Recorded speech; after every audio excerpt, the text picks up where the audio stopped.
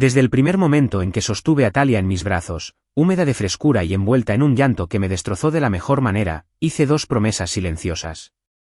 No las dije en voz alta, ni a su madre, ni a las enfermeras en esa sala de partos, ni siquiera a mí misma con frases completas, pero se arraigaron profundamente. La amaría y estaría presente. Siempre. Sin importar el clima, sin importar la distancia, sin importar en que nos convirtiéramos su madre y yo después de que se secara la tinta de los papeles del divorcio. Esas promesas se convirtieron en los rieles sobre los que viví, en algo inquebrantable.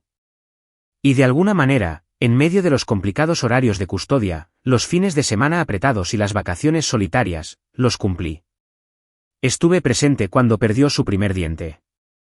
Estuve presente cuando aprendió a atarse los cordones, aunque Harper insistía en que le estaba enseñando el método incorrecto.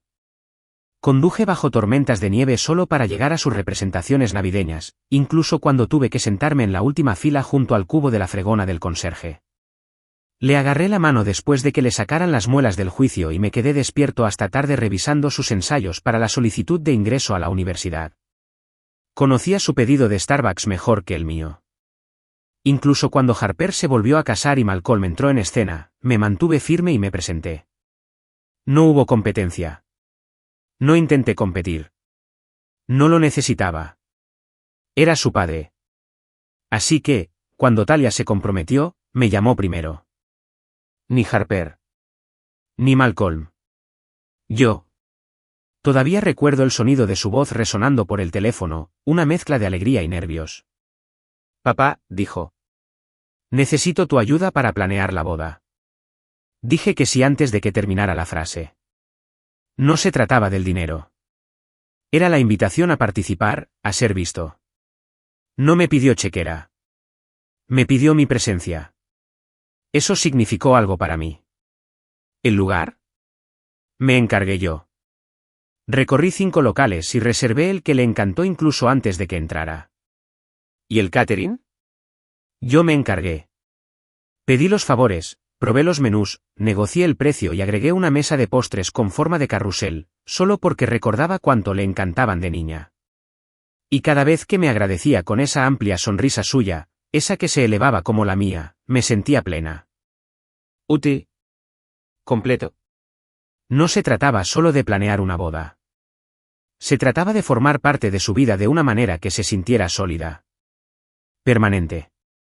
Por primera vez en mucho tiempo, no estaba al margen. No tenía una llamada quincenal ni una obligación de compartir vacaciones. Yo era su padre. Y ella lo dejaba ver al mundo. Harper estaba presente. Claro, siempre se las ingeniaba para hacerse el centro de atención, pero lo dejé pasar. No lo hacía por Harper. Ni siquiera lo hacía por presumir. Lo hacía porque creía en ese paso al altar. Ese momento en el que podría estar a su lado, tomarla del brazo y entregarla, no porque fuera mi dueña, sino porque la había criado, la había amado y me había ganado ese paso. Esa pequeña ceremonia de reconocimiento lo significaba todo para mí. Fue la culminación de años de constancia, de sacrificio, de morderme la lengua cuando Harper me hizo parecer una nota al pie en la historia de Talia. Recuerdo la primera sesión de planificación, solo nosotras dos. Nos sentamos en ese pequeño restaurante italiano cerca de su antiguo instituto, donde solía pedir lasaña y más pechugas. Tenía su portátil abierto, con las pestañas llenas de inspiración para bodas, tableros de Pinterest en tonos rosas suaves y verdes salvia. Siempre has tenido buen gusto, dijo, tomando notas, bebiendo limonada, llamándome su mejor planificadora. Sonreí como un idiota. Me llené un poco el pecho, no porque hiciera algo espectacular, sino porque ella lo notó. Por fin me veían no solo como un padre de apoyo o una fuente de financiación, sino como un trocito de su corazón. Bromeamos sobre su tropiezo con la niña de las flores, sobre que más me valiera no llorar al brindar.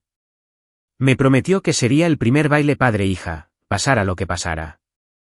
Le creí. Cada palabra. En esos meses previos al gran día, le hice un hueco, despejé mi agenda, atendí llamadas a deshoras y la ayudé a redactar los correos electrónicos de los proveedores. Me llamó Capitán Calma cuando la florista retrasó las muestras. Me reí y le dije, eso es porque has heredado todos tus dramas de tu madre. Puso los ojos en blanco y me llamó ridículo. Pero sonrió. Esa clase de sonrisa que no se puede fingir. Esa clase de sonrisa que hace que valga la pena cada noche sin dormir desde que le salieron los dientes. No sabía lo que me esperaba. No lo presentí entonces. Quizás no quería.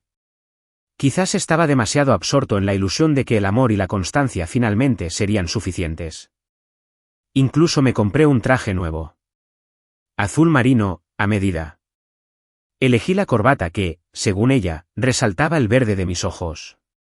Practiqué atármela a la perfección porque quería lucir elegante al acompañarla al altar. Ese fue mi momento. El que me gané. No con grandes gestos, sino con constancia. Con llegadas silenciosas, registros y un sí rotundo. No pedí reconocimiento. No necesitaba aplausos. Solo quería el honor. Solo quería tomarle la mano, oír la música crecer y sentirla apoyarse en mí como cuando era pequeña y le asustaban las tormentas. No sabía entonces que se avecinaba una tormenta, y no era de esas que dejan charcos ni rompen ramas. Era de esas que llegaban en susurros y concesiones. Era de esas que convertían en polvo todo lo que creía seguro.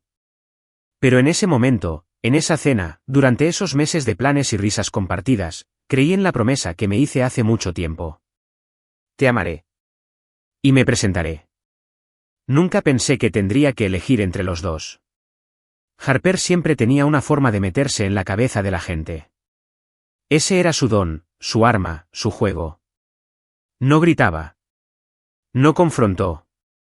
Susurró.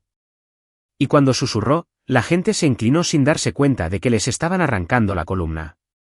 La había visto hacerlo miles de veces, con amigos, compañeros de trabajo, incluso con desconocidos en la fila del supermercado. Me parecía encantador. Estratégico. Ahora lo sabía mejor. Así que cuando empezó a rondar por los alrededores de la planificación de la boda de Talia, supe que algo iba a pasar. Simplemente no sabía lo tranquilo que sería. Empezó con algo pequeño. Un comentario por aquí, una referencia por allá. Estábamos sentados a la mesa durante una de las reuniones de planificación, repasando los arreglos florales, cuando Harper sonrió y dijo, ¿sabes? El proveedor que Malcolm contrató para la boda de su hermana hizo peonías en el tono de rosa que querías. Los conoce bien. Y eso fue todo. Ni un golpe. No era una corrección. Solo una suave redirección. De esas cosas que nadie más notaría a menos que hubieras vivido con ella lo suficiente como para saber cuándo te estaba poniendo trampas. Me quedé callado. No iba a entrenar con ella delante de Talia. Era su día. Su momento. Me lo repetí una y otra vez, como una plegaria. Pero Harper siguió adelante. Y sabía cómo integrar su voz en la atmósfera de la sala, presente, persistente, pero nunca tan fuerte como para que la acusaran de manipuladora. Se inclinaba, le tocaba el brazo a Talia con suavidad y decía cosas como, Malcolm realmente me ayudó en los años difíciles, ¿verdad? Sobre todo cuando tu padre tenía ese proyecto en Seattle. Siempre elegía sus momentos con cuidado, cuando yo acababa de volver a la sala o estaba a punto de ofrecer una sugerencia. La insinuación nunca se dijo abiertamente. Ese era el ingenio de Harper. No necesitaba mentir, solo distorsionar la luz hasta que la sombra pareciera la verdad. Yo aparecía, sonreía, le daba mi opinión sobre centros de mesa, listas de reproducción y cronogramas, y ella estaba allí, repasando cada sugerencia con un leve eco de las supuestas contribuciones de Malcolm. Ah, Malcolm ya lo mencionó, decía con una risita. Oh, eso es exactamente lo que Malcolm también estaba pensando. Como para insinuar que fui una ocurrencia tardía, un añadido a decisiones ya tomadas. Al principio, lo ignoré. Pensé que Talia lo vería. Que recordara quién reservó el lugar. Quién pagó los depósitos. Quién se presentó. Que siempre aparecía. Pero algo cambiaba en sus ojos cada vez que Harper hablaba. Un destello de algo que no podía identificar. ¿Duda?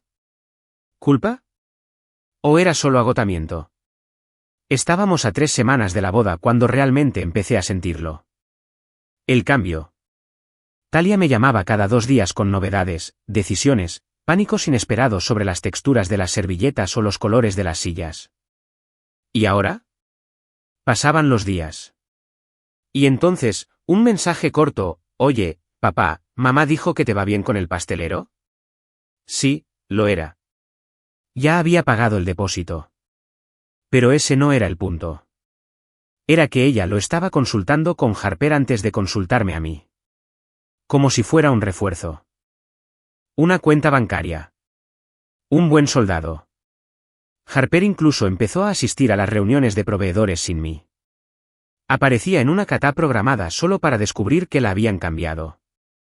Ay, lo siento, decía Talia, mi mamá y Malcolm estaban cerca. Así que simplemente se fueron. No pensé que te importaría. A mí sí. Claro que sí. Pero no dije nada. Porque seguía oyendo esa voz en mi cabeza. La voz de Talia. Ese día me pidió que la ayudara a planificar. Quiero que participes, papá. Y me aferré a eso. Me aferré a ello como si fuera un soporte vital, incluso cuando todo a mi alrededor empezó a alejarse. Me dije a mí mismo que debía tener paciencia. Que quizá estaba siendo sensible.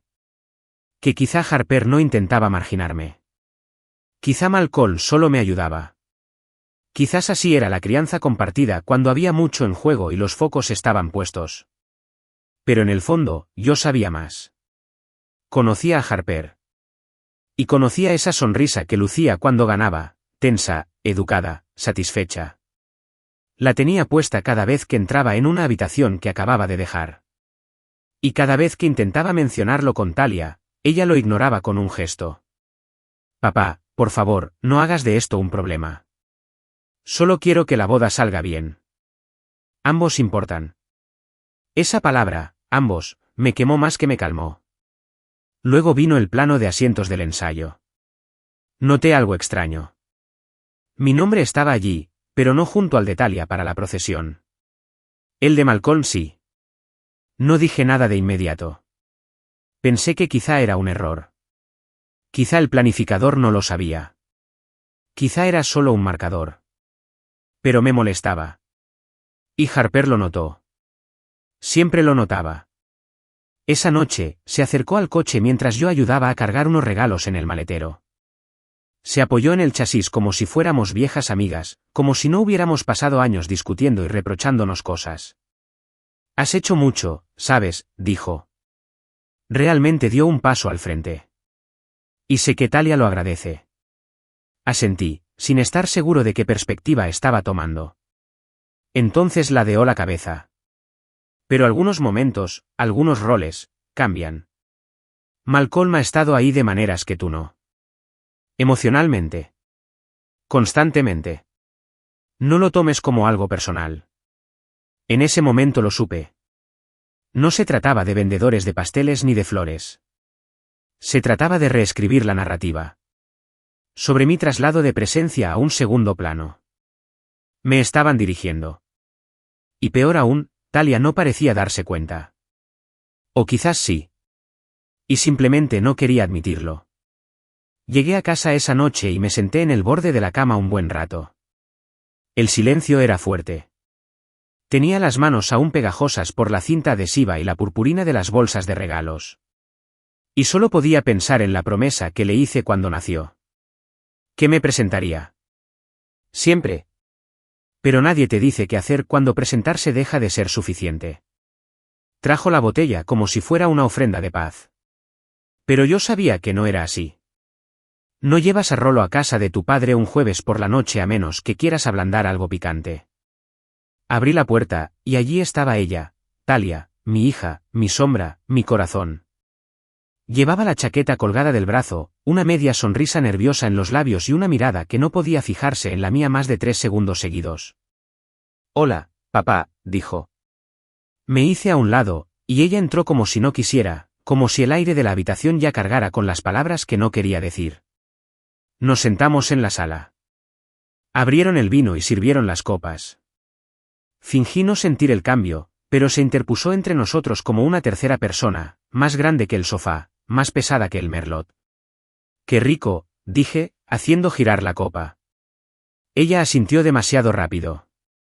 Sí, pensé que te gustaría. Sus manos jugueteaban en el tallo de la copa, girándolo lentamente, como si eso le diera valor. Esperé. Siempre lo hacía. Aprendí hace mucho tiempo que, tratándose de Talia, el silencio solía ser la única manera de invitar a la verdad a salir. Tomó un sorbo, exhaló y finalmente me miró a los ojos. Papá, no quiero que te enfades. La forma en que lo dijo, esa amabilidad cautelosa y preventiva, fue el primer golpe. No hablé, solo la miré. Dejó el vaso en la mesa de centro, con los dedos ligeramente temblorosos. Habíamos decidido que Malcolm me acompañara al altar. Ni pestañeé ni me inmuté. Deja que las palabras se asienten. Deja que resuenen en el vacío donde antes habitaba la expectativa. Mi corazón no se rompió de inmediato, se detuvo, como si necesitara tiempo para asimilar el golpe. Nosotros, dijo ella. No yo. No lo he decidido. Esa distinción me lo dijo todo. Me dijo que Harper se había metido por completo en la cabeza de Talia. Me dijo que Malcolm había aceptado un papel que ni siquiera le correspondía considerar. Y me dijo que mi hija, la misma a la que crié con cuentos para dormir y visitas a urgencias, la que me llamaba cada vez que necesitaba un punto de apoyo firme, había redefinido las cosas. Sin mí. Asentí. Eso era todo lo que podía hacer. Si hubiera hablado entonces, no habría podido controlar lo que salió. Ella siguió hablando, llenando el espacio con justificaciones, como si la razón pudiera deshacer la traición. Es simbólico, dijo. Mantendrá la paz. Todos lo esperan. Mamá dijo. Dejé de escuchar. No por enojo, sino por necesidad. Porque si me permitía escuchar más, me habría hecho añicos. En cambio, observé cómo movía la boca y pensé en la primera vez que le enseñé a montar en bicicleta. En cómo se lastimó las rodillas ese verano porque se negó a dejarlo. Como gritaba, no me sueltes. Y no lo hice. No hasta que estuvo lista. Pensé en la vez que se rompió el brazo en las barras y en cómo me rogó que no llorara delante del médico porque intentaba ser valiente. Pensé en las mañanas de Navidad, en las malas rupturas y en el día de la mudanza a la universidad, cuando me agarró tan fuerte que no podía respirar. Ahora estaba sentada frente a mí, reescribiendo la historia con una copa de vino y una sonrisa forzada. Me alegro por ti, dije finalmente. Las palabras me supieron a cobre. Forcé las comisuras de los labios hacia arriba. ¿En serio? Me examinó la cara, buscando algo. Dolor, tal vez, o comprensión. No le di ninguna de las dos cosas. Le di paz. Porque eso era lo que ella decía que quería. ¿No estás enfadado?, preguntó. Negué con la cabeza. Claro que no. Es tu día. Pero por dentro, no solo me estaba derrumbando, sino que desaparecía. Lentamente. En silencio. Como si todos los años de irme hubieran borrado por unas semanas de que alguien más se mostrara conveniente. No discutí. No le pedí que lo reconsiderara. No le recordé quién aguantaba cada fiebre, quien preparaba almuerzos con notas dentro, quien la vitoreaba más fuerte en sus recitales cuando solo había un nombre en la lista de contactos de emergencia. No le dije que el amor no es una actuación que se entrega al mejor postor. No la hice sentir culpable. Porque sabía lo que pasaría si lo hacía, Harper lo retorcería, Malcolm se encogería de hombros y Talia se hundiría aún más en la niebla que habían creado para ella. Así que me quedé callado. Y en ese silencio, algo dentro de mí se aquietó. Nos sentamos un rato más, fingiendo disfrutar del vino. Le pregunté por la lista de reproducción de música. Me dijo que había cambiado la canción del baile padre-hija. Le dije que tenía sentido. Dijo que esperaba que la entendiera. Le dije que sí. Pero era mentira. No porque no entendiera las palabras, sino porque no reconocía a la persona que las decía. Esta no era mi hija. No era la niña que crié. Era alguien moldeada por la culpa y la sugestión, en la comodidad de elegir el camino de menor resistencia. Me abrazó antes de irse.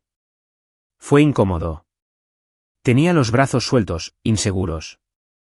Como si no supiera dónde sujetarme. No se la devolví de inmediato. Cuando lo hice, fue breve. Una palmadita en la espalda. Un gesto paternal. Pero parecía una despedida. Cuando la puerta se cerró tras ella, me quedé sentado en silencio, mirando la botella de vino. Medio llena. Aún respirando. Me serví otro vaso, pero no lo bebí. Solo lo observé. Su intenso remolino rojo. Y pensé en lo que significaba ser padre. Como nadie te advierte que, a veces, tu mayor dolor no vendrá de irte. Vendrá de quedarte atrás. Siempre había aparecido. Y ahora, era un invitado al que había que gestionar. Un sustituto. Una obligación que debía cumplirse. Quería que Malcolm la acompañara al altar. Bien.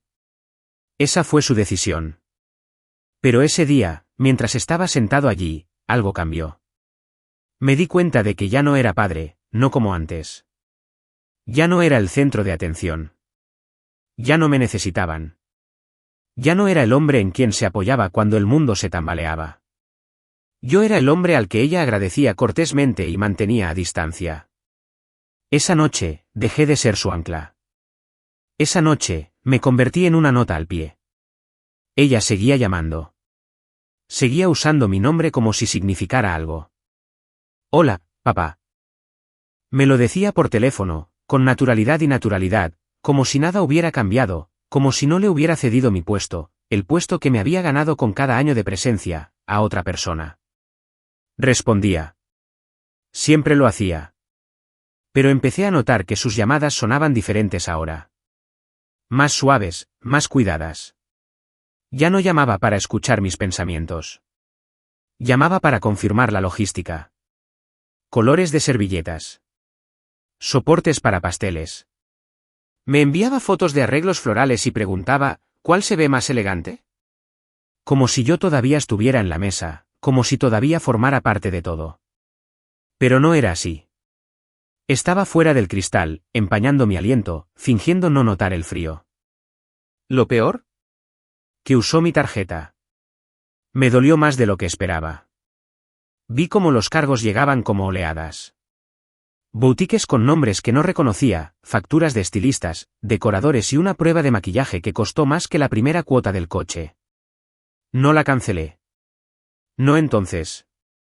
Porque una pequeña y ridícula parte de mí esperaba que tal vez esta fuera su manera de estar cerca, de mantenerme conectado al día aunque mis pies no tocaran el pasillo. Me convencí de que seguía contribuyendo, de que seguía siendo padre, de que seguía presente. Pero la ilusión empezó a resquebrajarse el día que almorzamos. Era sábado, fresco y nublado, y nos encontramos en ese pequeño café cerca de su apartamento, al que solíamos ir cuando volvía de la universidad. Llevaba un abrigo beige suave y tenía ese brillo preboda del que siempre habla la gente. Intenté imitar su sonrisa, aunque la mía parecía cosida con hilo que podía romperse si me movía mal. Pedimos panqueques, separados de fruta como en los viejos tiempos. Ella conversó sobre la distribución de asientos y la señalización personalizada. Asentí, dejando que sus palabras llenaran el silencio. Luego, como si mencionara el tiempo, dijo, «Ay, Malcolm ha estado practicando el paseo conmigo. Es muy cariñoso. Incluso me hace llorar». Mi tenedor se detuvo a mitad de golpeteo en el plato. El sonido del metal sobre la porcelana fue agudo, definitivo. Se quedó paralizada, mirándome fijamente, como si se diera cuenta demasiado tarde de lo que acababa de decir. No dije nada. No podía. Sentí un nudo en el estómago, y mi garganta se cerró en un gesto de asentimiento que no esperaba que saliera. La miré de verdad. No solo a su rostro, sino a ella, a la mujer en la que se había convertido, la mujer a la que ayudé a competir. Y lo que vi no fue crueldad. Fue desapego. Culpa, quizá. Pero no arrepentimiento. Dejé el tenedor con cuidado. No tenías que decírmelo, dije, con voz tranquila. O quizás sí. Parpadeó. Papá, no lo decía en serio. Ya lo sé, dije. Está bien. Pero no lo fue. Fue lo contrario de estar bien. Fue la revelación más fría que había tenido desde que empezó todo esto. No quería que lo entendiera. Quería que desapareciera en silencio. Las llamadas, las actualizaciones, los lazos financieros, no eran conexiones. Eran una cuestión de conveniencia. Ella todavía quería mi participación, pero no mi presencia. Y en ese momento lo entendí. Ya no era de la familia. Era un patrocinador. La comprensión me acompañó con el peso de los años. Cada día festivo perdido, cada viaje de trabajo que reprogramaba, cada sorpresa de cumpleaños, de repente todo parecía pertenecer a la vida de otra persona. Porque en la versión que ella estaba construyendo ahora, yo era simplemente el hombre que facilitaba las cosas. No más cálido. No mejor. Solo más fácil. No quería mi voz en el brindis, ni mi mano en su brazo, ni mis pasos junto a los suyos. Quería mi número de cuenta y mi silencio. Eso era lo que era ahora. Silencioso. Financiado. Olvidado. El resto del brunch transcurrió en una conversación superficial. Asentí con la cabeza en los momentos oportunos, pagué la cuenta y me despedí de ella con un abrazo. Me apretó fuerte, como si aún creyera en la actuación. No le devolví el apretón. Dejé que pasara y luego la solté. La vi alejarse, con el abrigo ondeando tras ella como un velo, y me sentí vacío. Como si alguien me hubiera arrancado lo último que creía que importaba, como se supone que importan los padres. Me fui a casa y me senté en la sala con los recibos. Literalmente. Saqué la carpeta de la boda que guardaba, contratos, correos electrónicos, pagos detallados. Cada uno había sido cuidadosamente planeado, revisado y ejecutado por mí. Y cada uno estaba vinculado a un día al que no era bienvenido. Pasé los dedos por las páginas como quien toca reliquias de una vida pasada. No se trataba solo de dinero. Se trataba de significado. Sobre lo que significaba ser parte de algo. Y lo que significaba ser descartado. Pensé en llamarla. Pensé en preguntarle si entendía lo que hacía. Pero no lo entendí. Porque para entonces, me di cuenta de que la verdad no estaba oculta. Fue hablado, sencillo y casual. Ni siquiera se inmutó al decirme que Malcolm había ocupado mi lugar. Porque para ella, no era una traición, sino una conveniencia. Y no se suponía que me opusiera. Se suponía que debía seguir asintiendo. Seguir pagando. Sigue amando en silencio desde la distancia que me asignó. Pero no estoy hecha así. Nunca lo he estado. Así que esa noche, me serví un vaso de whisky y me senté en el porche trasero, viendo cómo el viento mecía las hojas. Y me hice una nueva promesa, esta vez solo para mí. Si no podía formar parte del recuerdo, no sería yo quien lo financiara. Si no me aceptaban como padre, no iba a seguir siendo su financista. No porque quisiera venganza, sino porque finalmente entendí que amar no significa dejarse usar. Significa saber cuándo dejar de dar a quienes solo te recuerdan cuando llega el momento de pasar la tarjeta. Esa fue la noche en que dejé de mentirme a mí mismo. No fui parte de su día. Estaba pagando por ello. Llegó a las 9:36, un martes por la noche que no tenía por qué soportar ningún peso. Recuerdo el momento exacto porque acababa de dejar mi café. Ni whisky. Ni vino. Solo una taza de descafeinado, de esos que preparaba cuando intentaba convencerme de que aún dormía plácidamente. Estaba a mitad de un documental que en realidad no estaba viendo, el brillo del televisor proyectaba sombras en la sala. Mi teléfono se iluminó, instintivamente, lo cogí. El nombre de Talia. Sin emojis. Sin signos de exclamación. Solo un mensaje tan plano, tan frágil, que tuve que leerlo 2 veces para creer que no era una alucinación. Oye, papá, mamá piensa que sería mejor que no asistieras a la boda. Eso fue todo. Una frase hecha como un corte de papel. Al principio, apenas una herida, pero lo suficientemente aguda como para sangrar cada vez que respiraba. Mi pulgar flotaba sobre la pantalla, con el corazón latiendo lento y hueco contra mis costillas. Mi primer instinto fue confusión. La segunda fue la negación. Seguramente no era eso lo que quería decir. Seguramente era Harper quien hablaba, no ella. Seguramente lo acompañaría con un, pero no estoy de acuerdo, o podemos hablar. Pero no llegó ningún segundo mensaje. No se pudo escribir nada. Solo quietud. Solo esa frase suspendida en la luz azul como un veredicto. No respondí. No de inmediato. Puse el teléfono boca abajo y me quedé mirando el café. De repente, me pareció ridículo. ¿Quién bebe descafeinado cuando su hija le quita la invitación del momento más importante de su vida?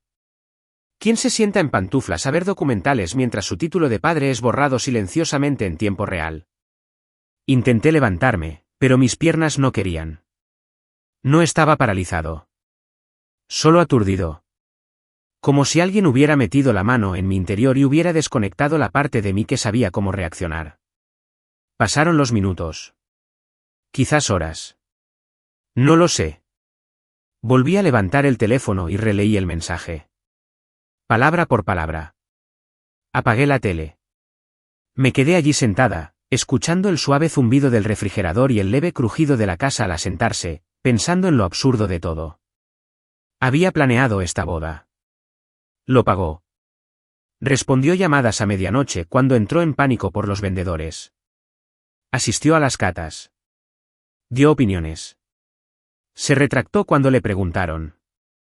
Volvió a aparecer cuando ella llamó. ¿Y ahora esto?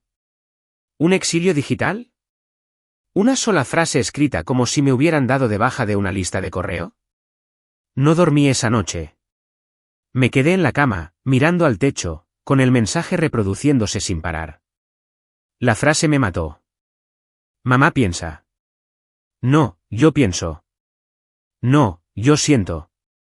Y aún así, fue ella quien lo envió. Eso significaba que lo había aceptado. Lo había firmado. Presioné enviar. En algún momento, tuvo la oportunidad de decir que no. De defenderme. Decir que es mi padre. Pero no lo hizo. Transmitió el decreto de Harper como una mensajera demasiado cobarde para apartarse de la cadena de mando. Y de alguna manera, eso lo empeoró. Al día siguiente, la llamé. No para pelear. No para exigir. Solo para hacer la pregunta que me desgarraba como un clavo en la pared. Contestó al segundo timbre. Hola, papá, dijo, como si fuera un día normal. No la saludé. Fui directo a ello. ¿Quieres que esté ahí?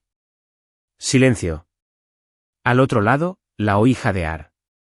La oí tragar saliva. No fue dramático. Fue tranquilo. Pequeño. Pero lo era todo. Esa vacilación fue más fuerte que cualquier grito. Tale. Dije con suavidad, no respondas por ella. Solo responde por ti. Otra pausa. Luego dijo, solo quería irme sin problemas. Esa fue su respuesta. No necesité más. Dejé que el silencio se prolongara. Lo justo para que sintiera el peso de lo que había dicho. Y entonces le dije la única palabra que me quedaba. Bueno. Solo eso. Sin amargura. Sin drama. Sin voz quebrada. Solo esa sílaba que significaba, te escuché. Ya veo dónde estoy. Acepté. Terminé la llamada. No esperé a que intentara salvarla. Porque no lo haría. No podía. Ya había tomado su decisión. Y me negué a rogar por un asiento en una mesa donde mi presencia se había convertido en un estorbo. Después de colgar, miré por la ventana. El cielo estaba gris. No había tormenta. No es bonito. Solo gris, de esos colores que no llaman la atención, pero que se te meten en los huesos. Ese fue el momento en que todo se desmoronó. No de forma explosiva.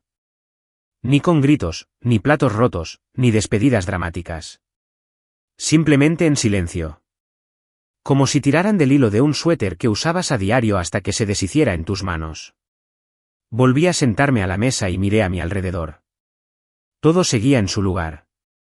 La carpeta de la boda. Las muestras de tela. La hoja de cálculo de la lista de invitados que imprimí. El bolígrafo que usé para despedir al DJ. Todo el trabajo que había hecho. Todo el cariño que había puesto en un día que ahora no tenía espacio para mí. Y lo que más me dolió no fue solo el rechazo. Fue que llegara con tanta naturalidad. Tan limpio. Como si dejarme fuera una decisión práctica, no emocional. Como si yo fuera una arruga por pulir. Una complicación por resolver. Aún no estaba enojado. Eso vendría después. Lo que sentía era más profundo que la ira. Fue un dolor. Dolor por una versión de la paternidad que creía haber conseguido. Dolor por una relación que creía inquebrantable. Y el dolor por la niña que corría a mis brazos como si yo fuera el único lugar seguro del mundo. Esa noche, no lloré. No grité.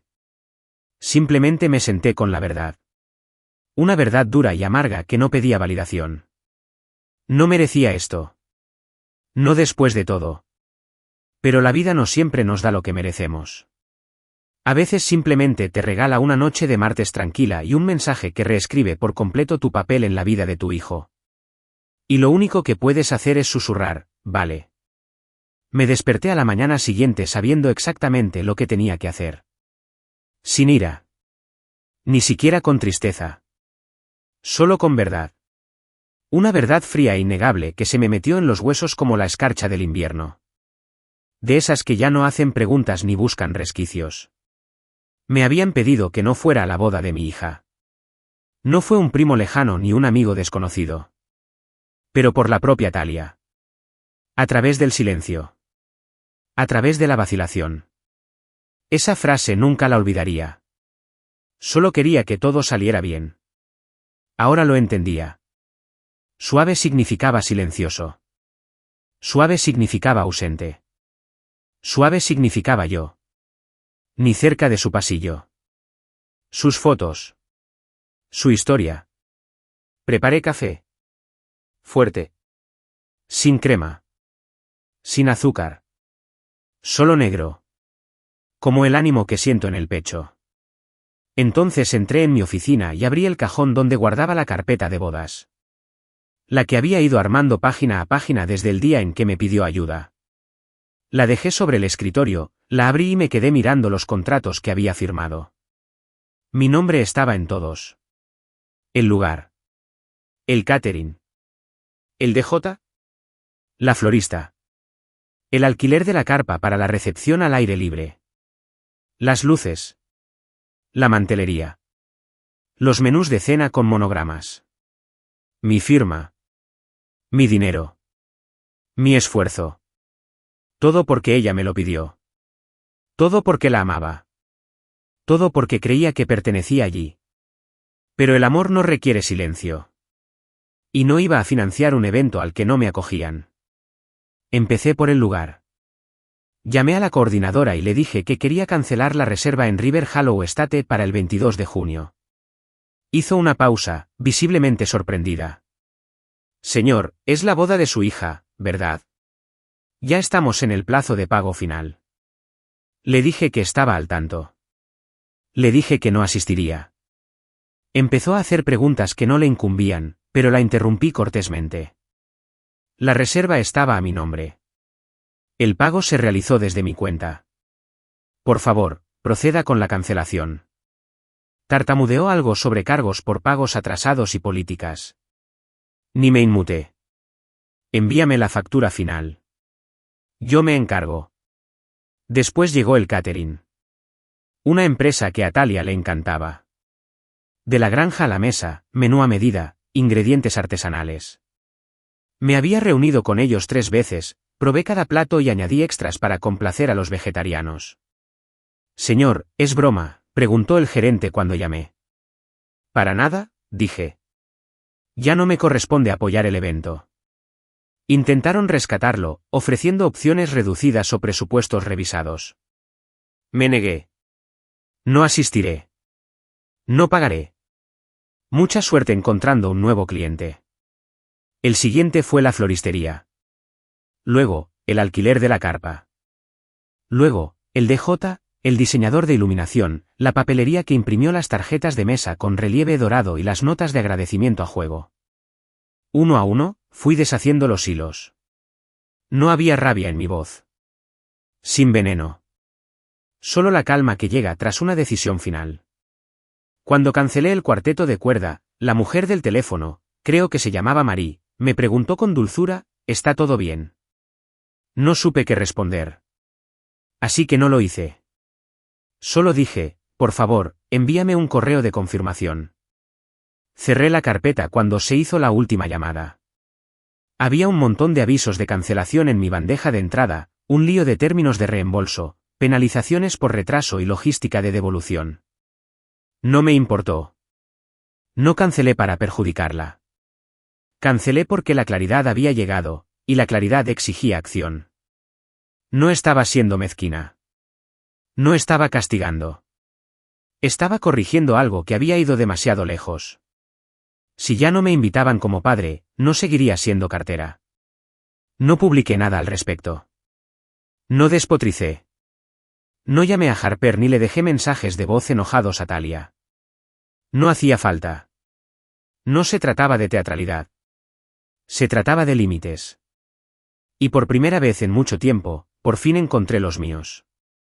Porque me di cuenta de que aparecer no es lo mismo que ser utilizado. Había confundido las dos cosas durante demasiado tiempo. Pensé que callarme significaba fuerza. Pensé que apoyar desde atrás significaba amor. Pero el amor sin dignidad es solo devoción con correa. Esa noche, salí al porche con un vaso de bourbon en la mano. El sol empezaba a ocultarse tras los árboles, proyectando largas sombras doradas sobre el jardín. Mi perro, Bishop, yacía acurrucado a mis pies, meneando la cola perezosamente. El aire olía a tierra seca y magnolia. Vi a los pájaros picotear en el comedero. Vi cómo cambiaba la luz. Vi que no pasaba nada. Y sentí paz. No la de una celebración. No la del triunfo. Pero del tipo que llega después de dejar de fingir. Del tipo que se instala en tu pecho cuando te quitas la máscara y te das cuenta de que ya no tienes que actuar. No estaba preparando un discurso para una boda a la que no asistiría. No estaba ensayando el paseo en el que me habían reemplazado. No estaba revisando presupuestos ni rastreando envíos ni esperando por un momento que ya me hubieran eliminado. Simplemente estaba sentado. Existente. Gratis. No sabía qué diría Harper cuando se enterara. No me importaba. No me importaba si lo convertía en una historia sobre mi ego o mi incapacidad para afrontarlo. Ya no intentaba ganar. Ni siquiera intentaba que me comprendieran. Simplemente estaba harta. ¿Italia? No esperaba un agradecimiento. O una disculpa. No esperaba una llamada. Ella ya había tomado su decisión. Había creado el mío.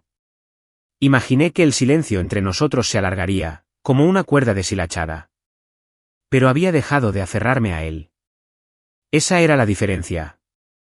Si alguna vez quería encontrar el camino de regreso a mí, tendría que recorrerlo ella misma. No le iba a enviar un mapa. No estaba pagando el puente. El sol se puso tras los árboles. Las luces del porche se encendieron automáticamente. Me senté un rato más, terminé mi bebida y dejé que la noche se asentara. No había nada más que cancelar. Nada más que arreglar. Ya no quedaban ilusiones que acunar. La boda seguía en marcha. Pero sin mí, sin mi nombre, sin mis manos sosteniéndola. Y por primera vez en meses, me pareció bien. Harper fue el primero en llamar. No me sorprendió. Nunca le gustó que la superaran, sobre todo alguien a quien creía tener bajo control. Su número iluminó mi teléfono a media mañana mientras estaba en el patio regando el romero que, de alguna manera, había sobrevivido 3 inviernos. Dejé que sonara 2 veces antes de contestar. Entonces, ella espetó. ¿Sin hola? ¿Sin preámbulos? ¿De verdad haces esto? Dejé que sus palabras se quedaran ahí un segundo, dejé que el silencio se alargara lo suficiente para respirar hondo. Ya lo hice. Eso la desconcertó. No estaba acostumbrada a que fuera directo. Controlado, quizá. Educado, siempre. Pero no tan tranquilo. Le estás arruinando el día a Talia, siseó, como si la frase por sí sola fuera un arma. Sonreí, apenas levemente. No. Dije con voz tranquila, ya lo hiciste. Su silencio después fue tajante, quebradizo. Casi pude oírla apretar la mandíbula. No me regodeé. No levanté la voz. Simplemente la dejé tranquila, la verdad es que nunca esperó que le devolviera la máscara que intentó graparme. La convenciste de borrarme, continué. Así que borré mi nombre de la factura. Me parece justo. Eres increíble, espetó, y colgó antes de que pudiera responder. Me quedé allí un buen rato después, con el teléfono todavía en la mano, el sol de la mañana calentándome la espalda. El romero estaba ligeramente inclinado hacia un lado, con algunas hojas amarillentas en las puntas. Me acordé de cortarlo después. La furia de Harper no me afectó. Ya no. Su opinión hacía tiempo que había perdido vigencia. La segunda llamada llegó 3 horas después. Tale. Sabía que así sería. Sabía que el silencio tras la llamada de Harper se llenaría de susurros apresurados, búsquedas frenéticas, dedos sobre el teclado buscando proveedores de repuesto, salas de reserva, reservas de última hora. También sabía que no encontrarían mucho, no con 2 semanas restantes y un presupuesto que acababa de agotarse. No me gustó. No me gustaba imaginar su pánico. Pero tampoco los protegí de las consecuencias. Papá. Le temblaba la voz, no de rabia, sino de algo peor, de incredulidad. ¿Por qué haces esto? Me senté a la mesa de la cocina, apoyándome con una mano en el borde de la madera. Miré por la ventana y vi a un par de gorriones picoteando migas en el patio. Me pediste que no viniera, dije, con mucha amabilidad. Solo te sigo el ejemplo. Hubo una pausa, y luego una exhalación brusca. No quise decir eso. Sabes que no es eso. Querías que todo saliera bien, dije en voz baja. Y yo quería estar allí. Ambos tomamos decisiones. Otra pausa. La oí empezar a llorar. La imaginé en la cocina del apartamento que ahora compartía con Malcolm, el mismo al que la había ayudado a mudarse, cargando cajas y colgando cortinas mientras Malcolm medía el espacio del sofá con una sonrisa burlona, como si ya lo hubiera reclamado todo. No le hablé mientras sollozaba. Solo esperé, dejé que sintiera el aire a su alrededor. No tenemos local ahora, dijo finalmente. Ni servicio de catering. O música. Estamos luchando. Lo siento, dije, y lo decía en serio. No con sarcasmo. No con crueldad. Lo sentía de verdad. Lamento que el peso de sus decisiones finalmente recayera sobre sus hombros. Lamento que le haya costado todo esto siquiera contestar el teléfono y reconocerme como algo más que una simple transacción. Todos están enojados, susurró, con una voz muy baja. Mamá me culpa. Malcolm está furioso. No respondí. No pude. Porque en mi interior, seguía siendo el hombre que habría hecho cualquier cosa por su felicidad. Y oírla destrozada, oír las consecuencias que nunca quise que sintiera, todavía me dolía. Pero no iba a intervenir y salvarlo. No esta vez. Ese fin de semana se suponía que sería la cena de ensayo. Al final sucedió, pero no en el salón de banquetes que había reservado y pagado en enero. Ocurrió en el patio trasero del hermano de Malcolm. Finalmente vi las fotos en redes sociales, de mi primo, que no recibió el aviso para bloquearme. Platos de papel. Sillas plegables. Guirnaldas de luces que se desploman bajo el peso de soluciones de última hora. Talia llevaba un vestido blanco de verano en lugar del vestido de ensayo personalizado que habíamos pedido juntas por FaceTime.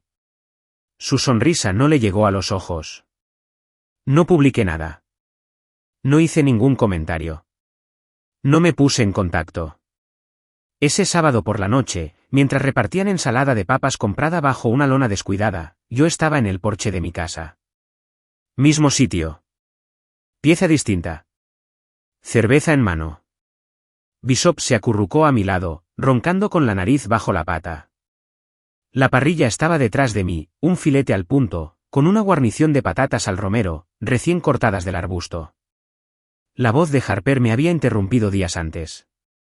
Tenía música sonando, mi música. Coltrane. El cielo ardía de un naranja intenso sobre los árboles, y no me inmuté. Por primera vez en semanas, no me sentí borrado. Me sentí arraigado. No con ira, sino con claridad. Que digan lo que quieran. Que construyan una nueva historia donde yo fuera el villano. El que abandonó la boda. El que hizo que todo se derrumbara. Pero yo sabía que no era así. No saboteé nada. Simplemente quité el andamio que había construido. Fueron ellos quienes pensaron que la estructura se mantendría en pie sin ella. Las llamadas cesaron después de ese fin de semana. Ni mensajes. Sin actualizaciones. Ni siquiera un correo pasivo-agresivo de Harper. Y no fui a buscar. No revisé Instagram para ver cómo había quedado todo. No les pregunté a mis hermanos si habían oído algo. No me hizo falta. El silencio hablaba por sí solo. Había aceptado que no estaría allí. Y, lo que es más importante, había aceptado al hombre en el que tenía que convertirme para sobrevivir. No es vengativo. No es amargo. Solo está despierto. Así que, mientras su castillo de naipes se derrumbaba a cámara lenta, mi mente permaneció firme. ¿Tranquila? Impasible. Pasaron 3 días después de la cena de ensayo. 3 días de silencio. Sin llamadas. Sin mensajes. Sin intentos de última hora por arreglar nada. Pensé que quizá eso era todo. Quizás ese fue el punto de inflexión. La historia ya se estaba desvaneciendo en su nueva versión de los hechos. Imaginé a Harper tejiendo una narrativa sobre mí como alguien dramático. ¿Egoísta? Difícil. Me imaginé a Malcolm asintiendo con aire de justa conformidad, llamándome inestable ante cualquiera que quisiera escucharme. Pensé que Talia había elegido la seguridad de su círculo y había cerrado la puerta tras ella. Entonces llegó la carta. Estaba en el montón de correo de mi porche, entre una factura de la luz y un folleto para reparar las canaletas. Reconocí su letra al instante. La misma caligrafía pulcra de las tarjetas de cumpleaños de mi infancia. El mismo té en bucle de papá, de las notas que solía dejar en la nevera cuando yo no estaba en casa. Salí a caminar. Te quiero, papá. Mis dedos vacilaron. No lo abrí enseguida. Me quedé mirando el sobre un buen rato. Mi nombre estaba perfectamente centrado. Sin remitente. Sin decoración. Simplemente blanco, con un peso que parecía más pesado de lo debido. Me senté a la mesa de la cocina antes de abrirla. El café se enfriaba a mi lado. La luz del sol se derramaba sobre las tablas de madera rotas. No sabía qué esperaba. Quizás una súplica. Quizás una disculpa. Quizás un grito en tinta. Pero lo que obtuve fue algo más silencioso. Algo más devastador. No pidió perdón. Ni una sola vez. Pero sí dijo que me extrañaba. La carta estaba escrita con su voz, no con la de Harper ni con la de Malcolm. Solo la suya, vacilante, conflictiva, un poco blanda. Decía que la boda había sido un desastre. Que las luces de cadena se cayeron a mitad de la recepción. Que el DJ canceló el día anterior y tuvieron que usar una lista de reproducción en el teléfono de alguien. Que la comida estaba fría. Que el lugar, el patio improvisado, se convirtió en un charco de lodo cuando llovió y 2 personas resbalaron durante el brindis. Pero no empezó con eso. Empezó conmigo. Ella escribió, no esperaba que te fueras. Como si de verdad pensara que seguiría ahí, solo que a un lado. Como si pensara que amar significaba poder descartar a alguien y seguir esperando su calor como si nada. Como si no se hubiera dado cuenta del peso de lo que había hecho hasta que todo lo demás se derrumbó sin la base que yo le proporcioné. Habló de ver a Malcolm caminar torpemente por el pasillo. De cómo no se sentía como ella lo imaginaba. Cómo se sentía desconectada, como si estuviera viendo su propia boda desde fuera. Dijo, quería que todos estuvieran contentos. No me di cuenta de que eso significaba perderte. Esa frase me impactó más que cualquier acusación. Porque era honesta. Y porque conocía esa sensación de esforzarte tanto por equilibrar la comodidad de todos, que pierdes a la única persona que nunca te hizo rogar por tu espacio. No asumió toda la responsabilidad. Pero tampoco intentó justificarlo. Eso importaba. Mencionó detalles. Dijo que vio mi nombre aún en uno de los contratos que el organizador olvidó actualizar. Dijo que se sintió mal al darse cuenta de que seguían usando la paleta de colores que yo le había ayudado a elegir, incluso después de excluirme de la ceremonia. Dijo que Harper intentó fingir que todo estaba bien.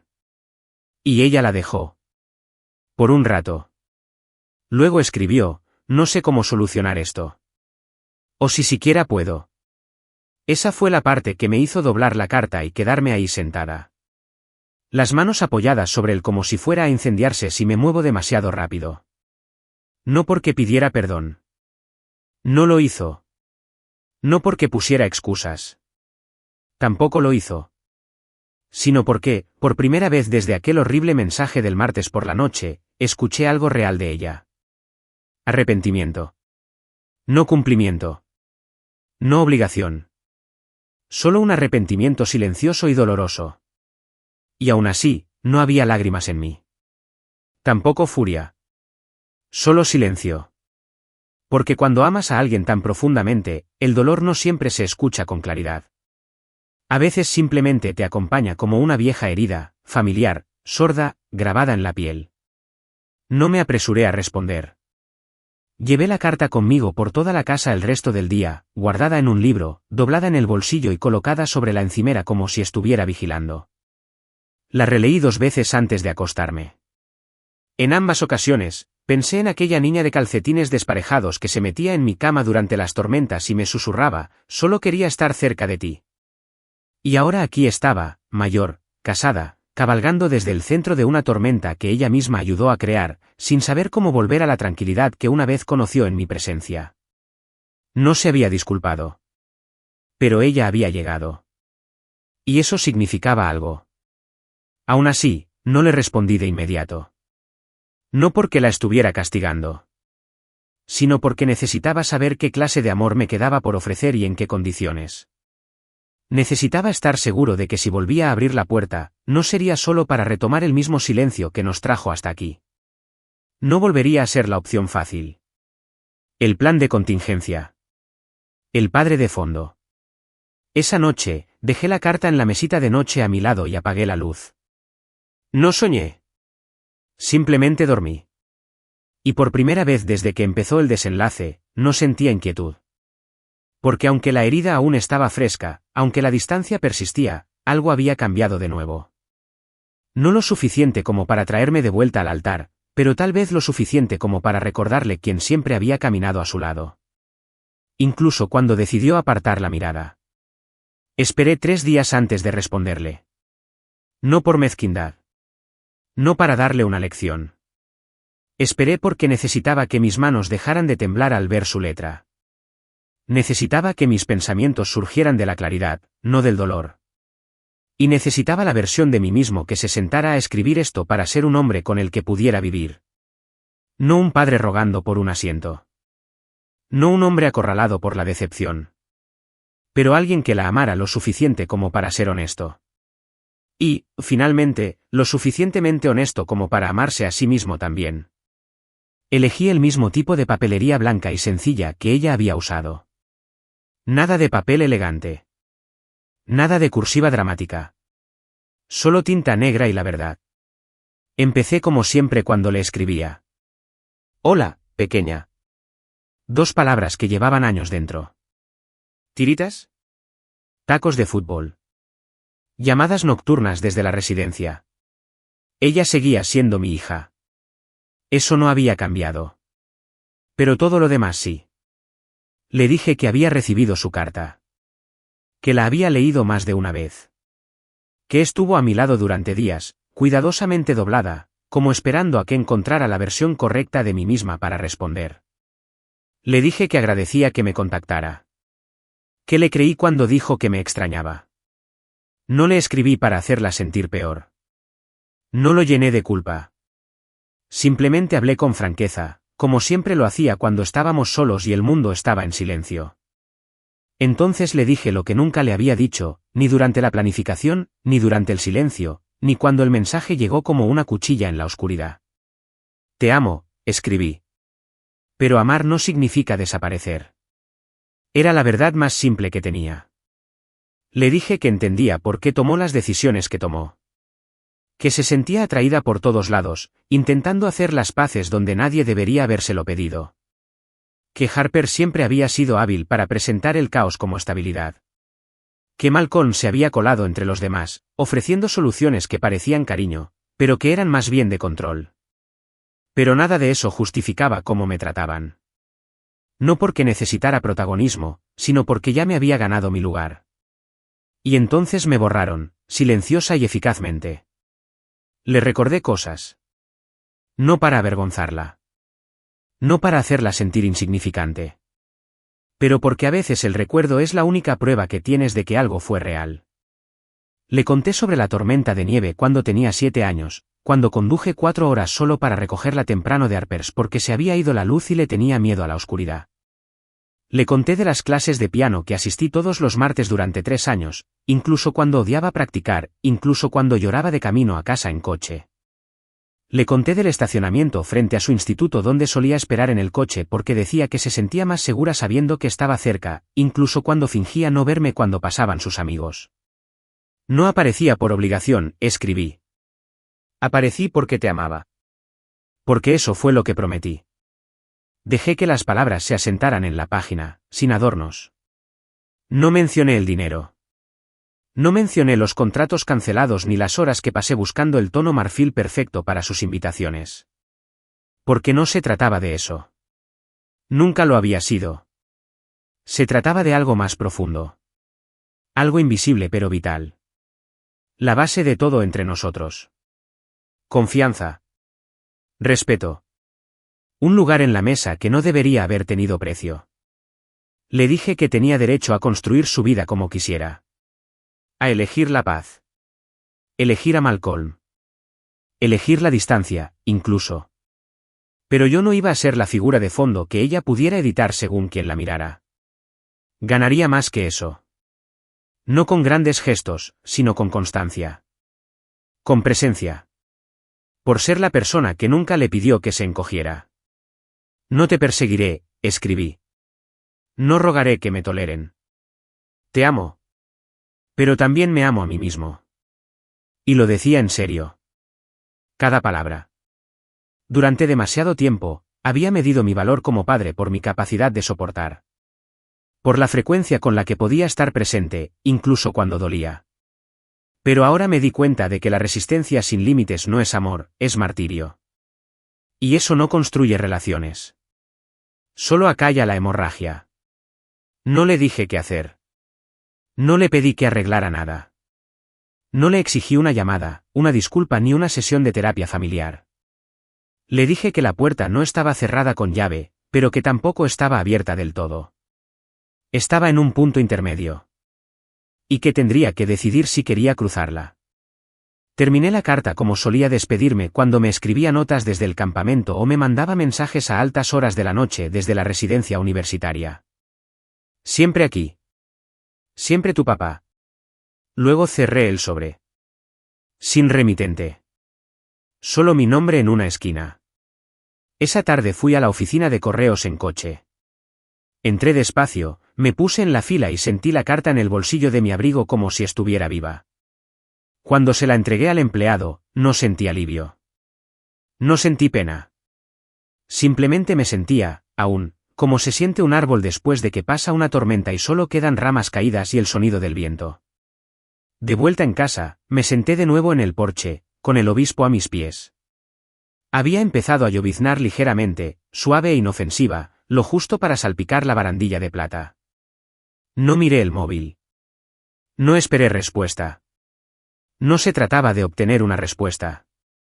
Se trataba de recuperar mi voz en una historia que ayudé a escribir. En su carta, ella había dicho que no esperaba que me marchara. Lo que ella no entendía es que no lo había hecho. Simplemente había dejado de caminar hacia la gente que seguía retrocediendo. Pasaron las semanas. Luego, meses. La estación cambió a mi alrededor como si el tiempo intentara disculparse, como si el mundo suavizara su tono ante la ausencia de su voz.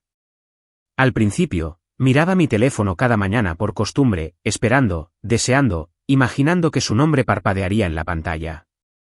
Oye, papá. 2 palabras que una vez lo significaron todo. Pero no aparecieron.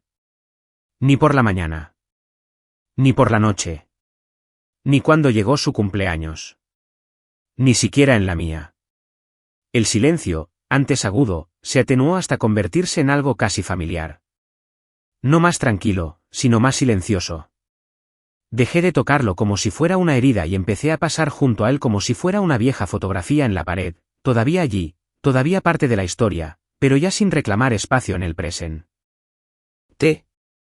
Oí que se mudaron. Talia y Malcolm. En un apartamento de 2 habitaciones en la calle 4, cerca del centro. Alguien lo mencionó en el supermercado, una vieja amiga suya del instituto que no sabía todo lo que había pasado. Vi a Talia el otro día, dijo, sonriendo como si todavía viviéramos en el mismo apartamento. Parecía cansada, pero feliz. La vida de casada, ¿no? Le devolví la sonrisa.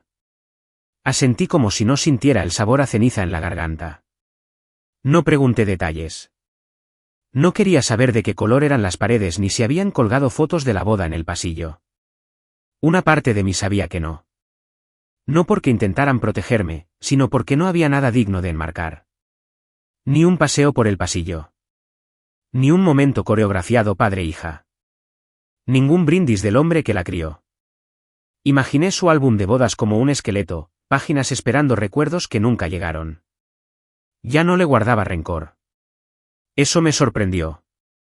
Pero la sanación tiene una extraña forma de avanzar lenta y sin previo aviso.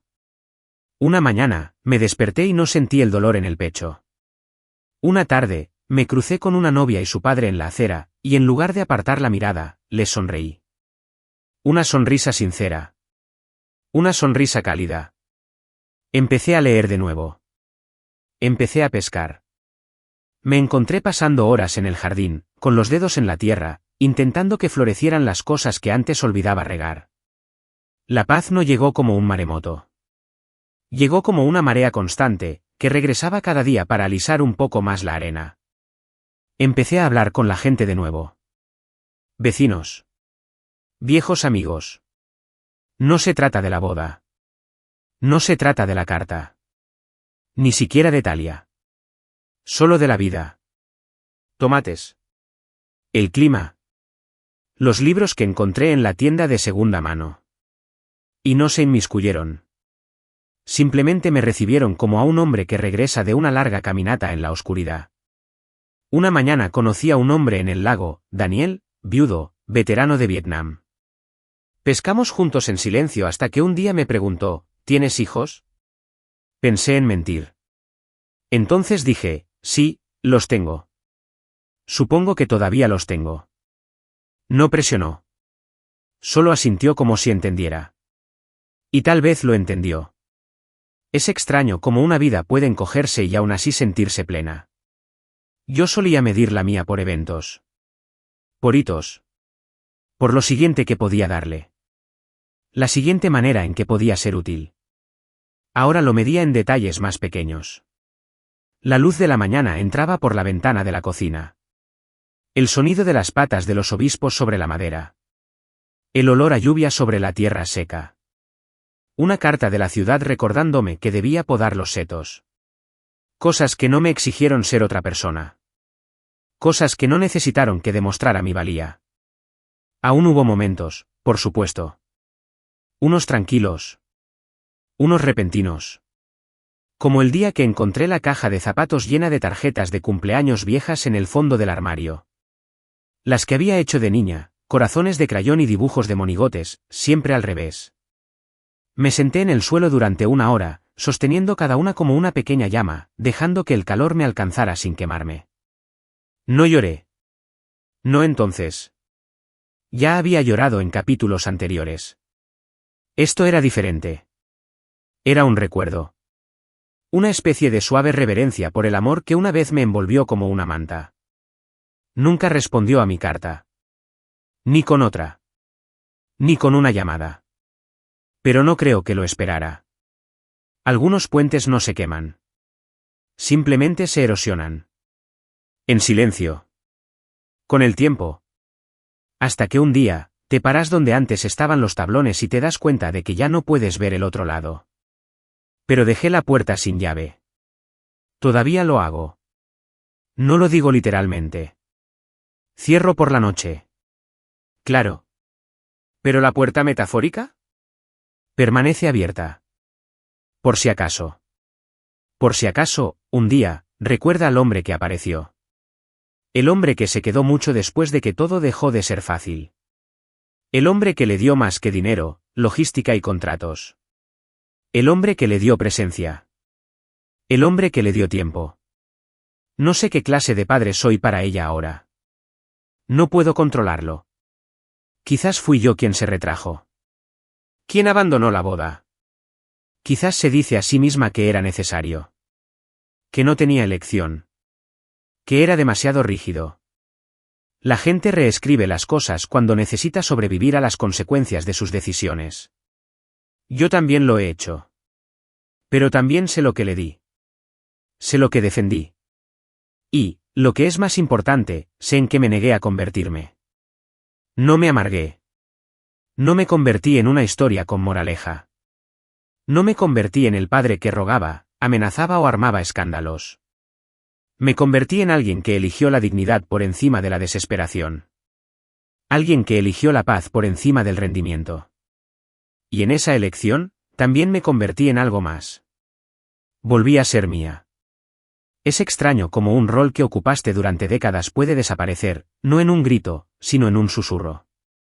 Un día eres el centro del mundo de alguien. Al siguiente, eres una sombra que solo reconocen cuando la luz da justo en el blanco. Pero incluso las sombras provienen de algo real. Y yo era real. Mi amor, mis sacrificios, mi constancia, fueron reales. Lo justificaran o no a veces, cuando paseo a Bishop por la noche, paso por la calle donde vivíamos los tres, cuando todo era más sencillo, cuando los cuentos para dormir eran la parte más importante de nuestra rutina. La casa parece la misma. La misma luz del porche. El mismo portón chirriante. No me detengo. No me detengo. Pero dejo que el recuerdo me roce levemente antes de seguir caminando. Ya no necesito que se disculpen. Ya no. La disculpa habría importado antes, claro. ¿Y ahora? Ahora solo quiero vivir el resto de mis días como alguien que se eligió a sí mismo sin perder la capacidad de amar. Quiero que Talia viva una vida plena, aunque no salga en los álbumes de fotos. Aunque solo cuente la mitad de la historia cuando la gente pregunta. Y si alguna vez llama, si ese nombre vuelve a aparecer en mi teléfono, contestaré. Lo haré. No diré, te lo dije. No exigiré nada. Diré, hola, chaval, y dejaré que el silencio que sigue cargue con el peso que merece. Pero no cederé. No porque sea duro, sino porque por fin estoy completo. Fui su padre. Hasta que dejé de serlo. ¿Ahora? Ahora solo soy un hombre que aprendió la diferencia entre estar ahí y ser necesario. Un hombre que finalmente sabe que estar presente no significa quedarse quieto mientras alguien te hace invisible. Ahora solo soy yo. Y por primera vez en mucho tiempo, eso es suficiente.